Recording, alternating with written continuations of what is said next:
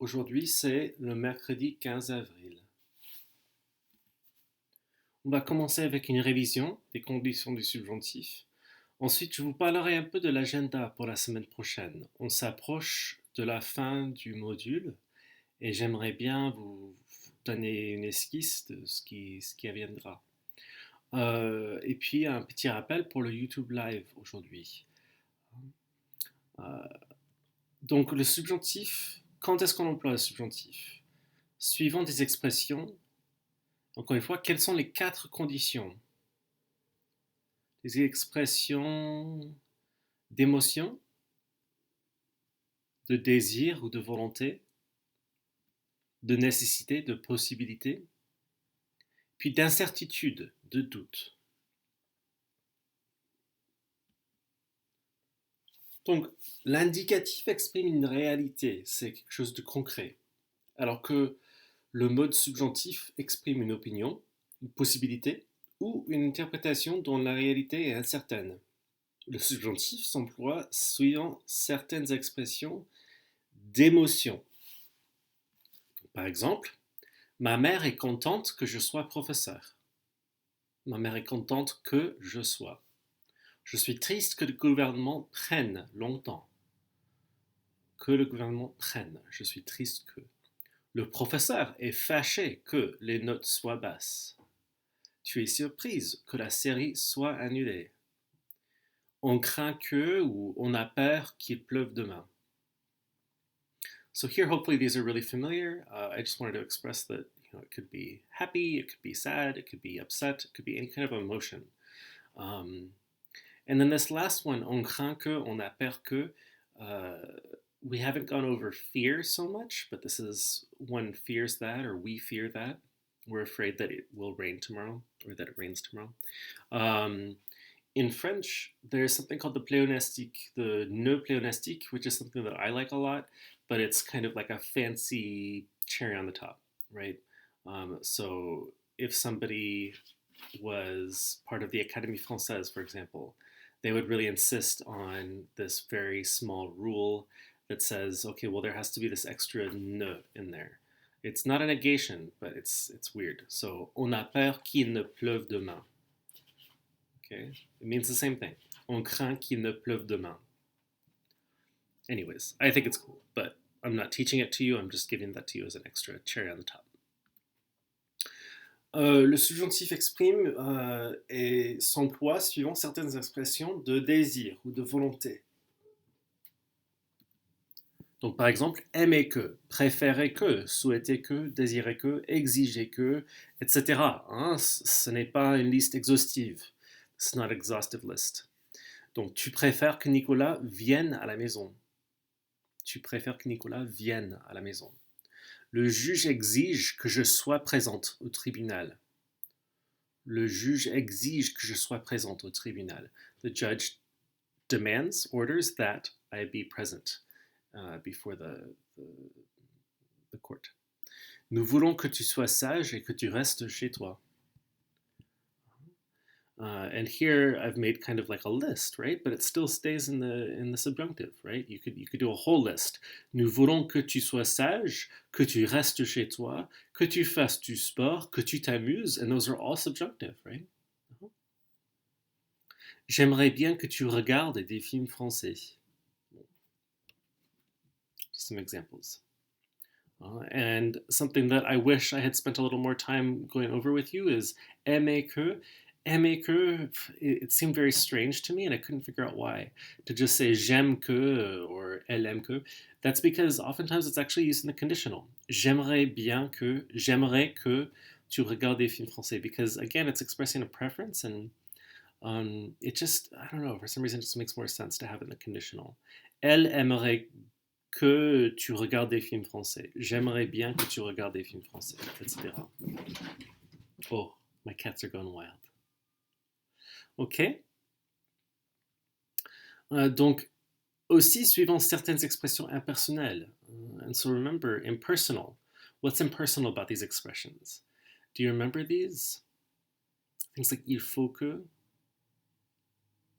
Okay, so the il is not saying he, it's kind of saying it. right? So it's impersonal. It's not about a single person in particular. And these, you just kind of have to memorize.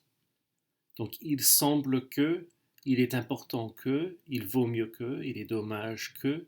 Donc, il semble que mes chats soient fous.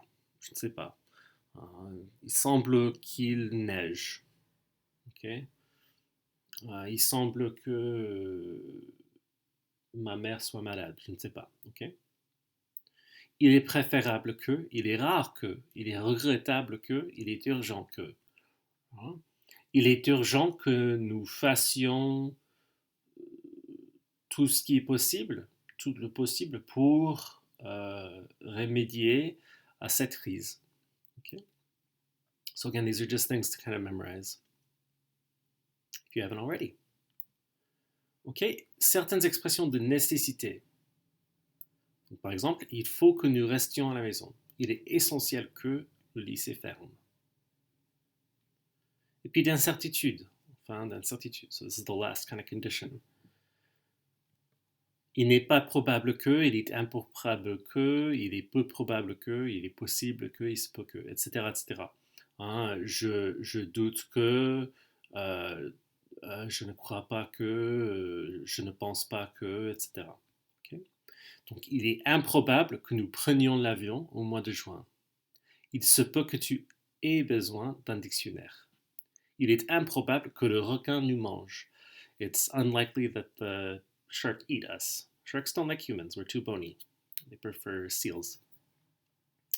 So with that knowledge, we can say, okay, it's not likely. Il est improbable. Il est improbable que le requin nous mange. Je ne pense pas que, elle n'est pas certaine que, elle ne croit pas qu'il fasse de la boxe. She doesn't believe that he does boxing. Maybe he does, but she doesn't believe that he does. Or you could say she doesn't believe it. He says he does it, and he's a real, he's full of it. Nous doutons que le chat parle français. We doubt that the cat speaks French. It's very clear that the cat speaks Russian, right? It's no, the cat does not speak French. We don't buy it, right? Nous doutons que le chat parle français.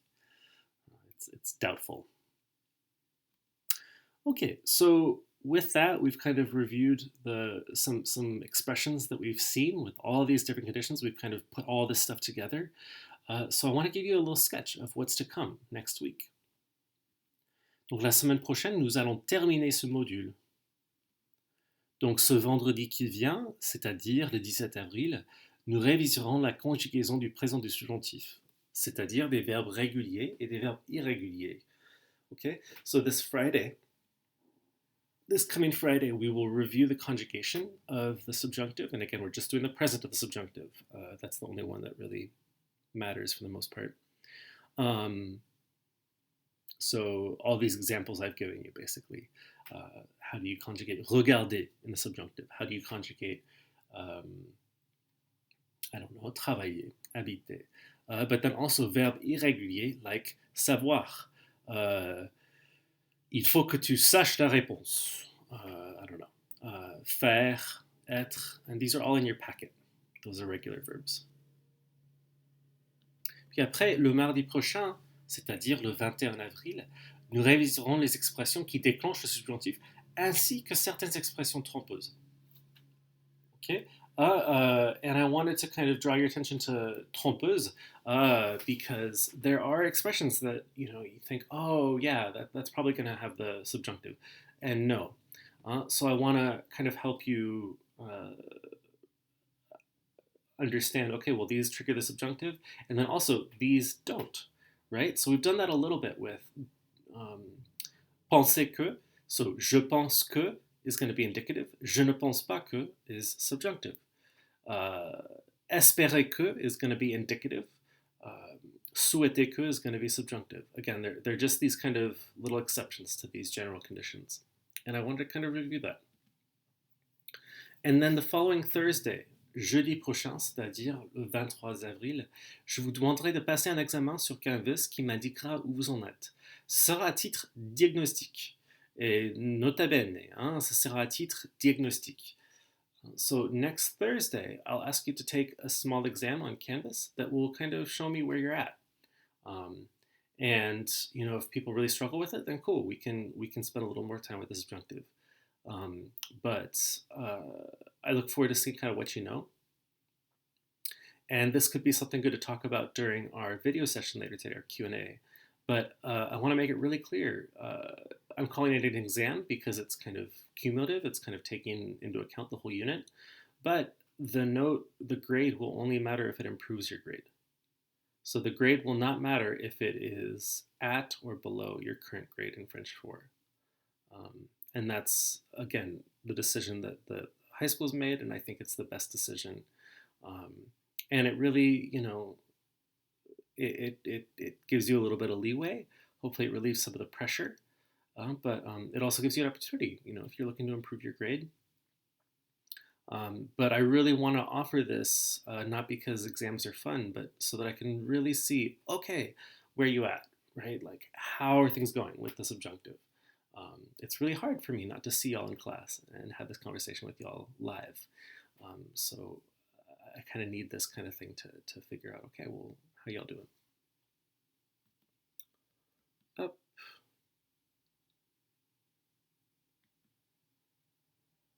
So there you go, diagnostic, it's a diagnostic. So this afternoon, I'll be doing a Q&A session from 2 to 3 p.m. just for y'all, just for French 4 students. I'll be then, offering my time to French 2 students from 3 to 4 p.m. And it's a great time to come in and ask any and all questions. And I really want to encourage you to show up. I really want to encourage you, if you can, to come through, and you could just lurk in the chat, right? You don't have to talk a lot. You don't have to ask questions even. But you never know. Somebody might ask a question that you'd really like to see the answer to. I'm going to try to record it, and that should work okay. But do come through.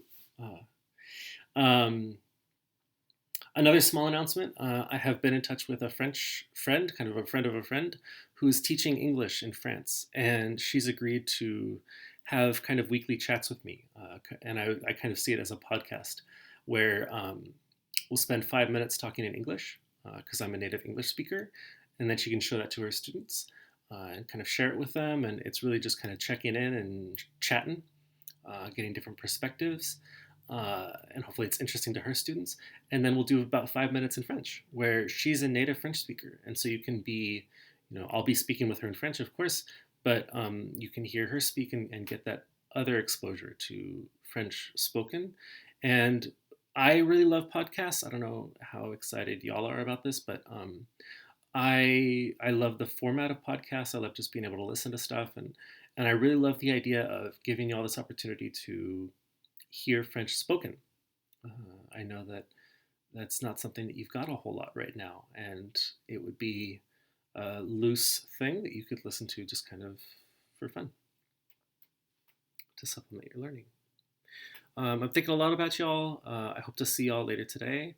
And yeah, tout à l'heure.